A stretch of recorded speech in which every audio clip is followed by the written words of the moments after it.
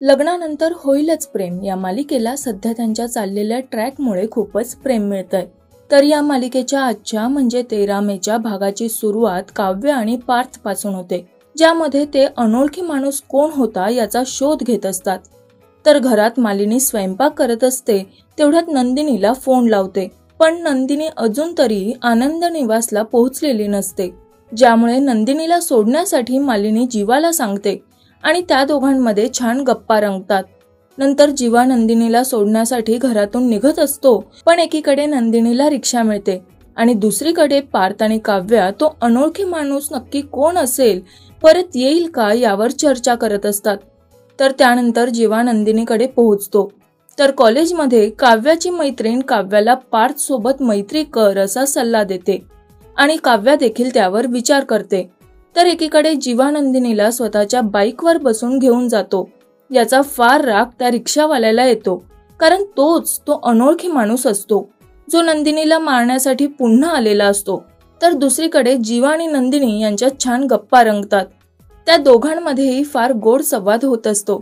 तर आता पुढच्या भागात आपण पाहणार आहोत पार्थ जीवाला तुझ्यात आणि काव्यात नक्की काय चाललंय हे विचारतो। हे ऐकून आता जीवा काय उत्तर देईल आणि पार्थला काव्य आणि जीवाचं सत्य समजणार का हे जाणून घ्यायचं असेल आणि मालिकेच्या अशाच अपडेट जाणून घेण्यासाठी आमच्या चॅनलला लाईक, फॉलो आणि सबस्क्राईब करायला विसरू नका।